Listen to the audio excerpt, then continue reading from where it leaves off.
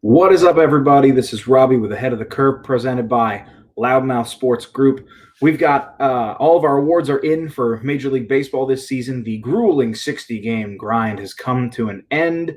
We've got awards. Now we've got our World Series champion, Los Angeles Dodgers, are not represented in any of these awards. However, the American League Manager of the Year, Kevin Cash, did come from their challenger in the World Series, the Tampa Bay Rays.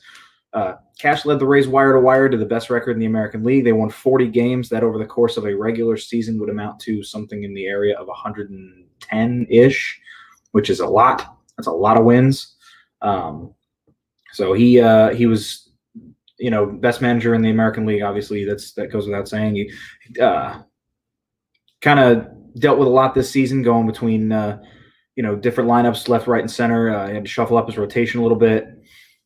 So obviously he had a few hurdles, nothing too crazy, not like a bunch of ridiculous injuries or anything. That certainly didn't have a COVID case to deal with, which brings me to our National League Manager of the Year. Donnie Baseball, Don Mattingly, former All-Star first baseman for the Yankees and longtime Dodger manager. He did have a lot of COVID to deal with this season. The Marlins were the first and biggest case of COVID of the season. They had nearly 24 infections and caused several series to be rescheduled and upended, and they ended up making the playoffs, believe it or not. This is a team that hasn't made the playoffs since 2003. There's a lot of people out there, a lot of kids, almost old enough to vote, who were not quite alive when the last time the Marlins made the playoffs. So it was cool for them to make it to the playoffs this season. It was a big deal. Donnie Baseball did a great job with that team, and his, he's kind of an old school manager, but he really knows how to handle young guys. He does it well, and they respect him, and they're lucky to have him. Moving on, backtracking just a bit to Rookie of the Year.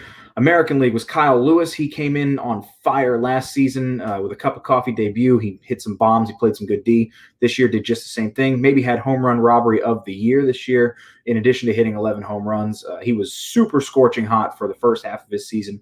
Cooled off considerably, and it may have cost him the award if they had played a longer season. But since it was only a 60-game sprint, he did enough to keep the award. In the National League, it was Devin Williams, relief pitcher for the Brewers, and relief pitcher doesn't quite do him justice because the dude was a fireman. His ERA was 0.33, which is just mind-boggling. It's unheard of is actually the best way to put that. Coming on the most dominant pitch in baseball, which was his changeup. No, not a slider. No, not a curveball. Certainly not a fastball, but a changeup that caused more swings and misses than any pitch in the league. The Brewers are in good hands with him. They probably trust him to be their closer of the future if they do anything about Josh Hader. They might end up getting rid of Josh Hader at some point in the future. He's going to cost a whole lot of money.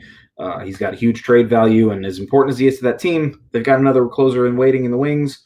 Might not be worth it to keep him on a big price tag. Moving forward, the American League Cy Young winner, Shane Bieber, he's ridiculous. He won the pitching Triple Crown this year, first guy since Verlander to do that, leading the league in wins, ERA, and strikeouts, and just generally the most dominant pitcher in baseball. Led the American League in hits per 9 innings, second in the major leagues to former teammate and National League Cy Young winner Trevor Bauer, who was electric in his own right. These are two guys that got brought up and developed by the Indians and turned into some special players.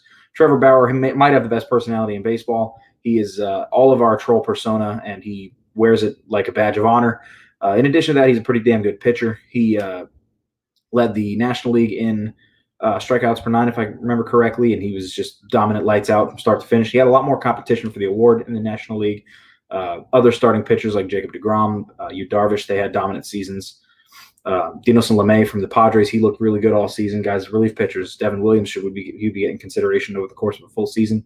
But Trevor Bauer did enough to win it. And good timing, too, because he's about to hit the free agent mark for the first time in his career, and he's going to cost a fortune, most likely. But before we talk about that, move on to MVP awards. In the American League, Jose Abreu broke out in a big way again.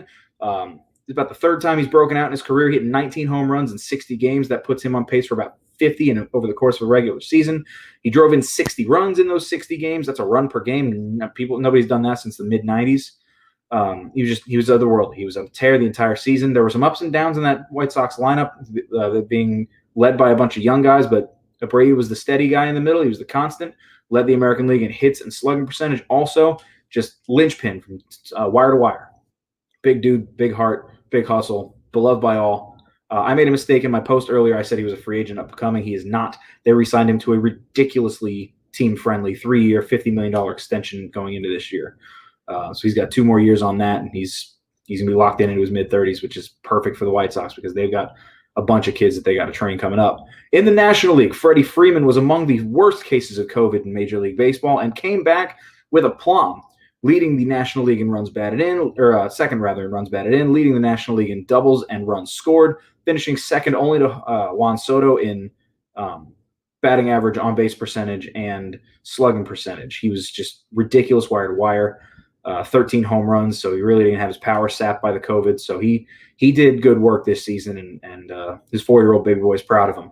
So looking ahead, we've got the offseason. So got some free agency coming up. We are excited here at Loudmouth. So what's going to happen is under this post or under the next one that I'm going to make, because I know nobody's going to read this one, just comment your name, and if you're interested in being a part of our free agent pick'em extravaganza, the winner will win a Loudmouth T-shirt sponsored by Miss Michelle Phillips. So, let's get some guesses. Let's get some winners. I'm gonna on the next show prior to free agency really opening in full. We're gonna get maybe 3, 4, 5 people on, and we're all gonna take a peek, and give our best guesses as to who's gonna be where. Some of the notable free agents I've got them listed below. Guys like Michael Brantley, guys like Jackie Bradley Jr., a couple big outfielders there. Masahiro Tanaka, James Paxton, starting pitchers for the Yankees. Obviously, the biggest fish in the pond are going to be Trevor Bauer, George Springer, DJ LeMahieu, and JT Realmuto. Marcell Ozuna has really done wonders for his value on a 1-year prove-it deal, and boy, did he prove it. Led the National League in home runs and runs batted in the middle of that Braves lineup with Freddie Freeman. Liam Hendricks has been a ridiculous closer for a couple of years for the Athletics. Didi Gregorius, obviously, we know what he brings to the table. Looks like he's back to form from Tommy John surgery. And then, obviously, like I said, the big fish in the pond are going to be those top 4. Bauer, Realmuto, Springer, and LeMahieu. Couple of big names are off the market. One big name and one really not so big name. Kevin Gausman is off. No one cares about him. Marcus Stroman has accepted his qualifying offer to return to the Mets. That's kind of a big deal because he was in line to get, paid with a capital P. He's just going to have to wait till next year now. He's decided not to bet against the market. He did opt out of the 2020 season, so he didn't do anything to boost or hurt his value necessarily, but he's going to be 1 year older next year. It's always something to consider. And there is a huge international free agent coming in this season. He is a shortstop from the KBO, that is the Korean baseball organization, Ha Seong Kim from Kiwoom. I don't know what the hell Kiwoom is. They're a team. But he's 25 years old. He's obscenely fast. He's got a good pop. He's got a highlight film that will make you cry. He's a big deal. But yeah, his team Kiwoom in the KBO is going to post him this season, and posting process basically means they are going to put up a price, and a major league team is going to have to pay that price in order to negotiate with him. Possible deal for him could be anywhere from $7 to $10 million annually for 4, 5, 6 years. Posting price is going to be somewhere around $10 million most likely, which will be paid to Kiwoom of the KBO. But no, he's about 5'9". He runs fast. He hits hard. He's maybe the best offensive prospect to come out of the Korean baseball organization in some time. So definitely want to keep our eye on. I might add him into the free agent extravaganza, but being an international prospect, he is very difficult to peg. There's also a couple of older guys going into the market. Justin Turner, third baseman for the Dodgers. Obviously, he's a household name lately because he had COVID and he decided to celebrate with his team. Outfielder, well, not really an outfielder anymore, but DH Nelson Cruz, who was a MVP contender for almost the entire season this year, just whacking dingers left, right, and center. Had a couple of ridiculous games in a row early in the season.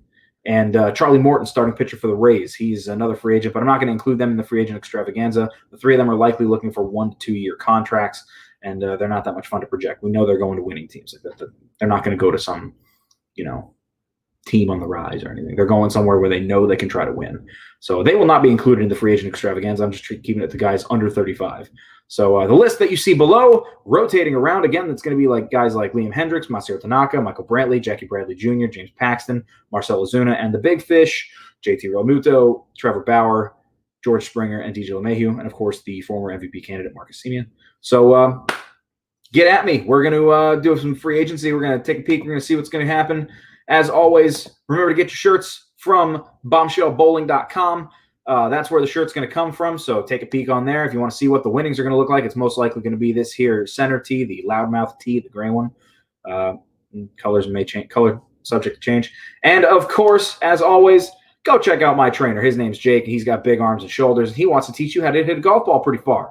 So if you go to him, he might be able to help you. And if you don't go to him, he can't. He is based out of Winter Park. Anyone who wants his information, whether for training or to ask him out on a date, leave a comment below. Also, thank you all so very much for keeping up with me a little bit. Free agency begins soon. World Series already happened.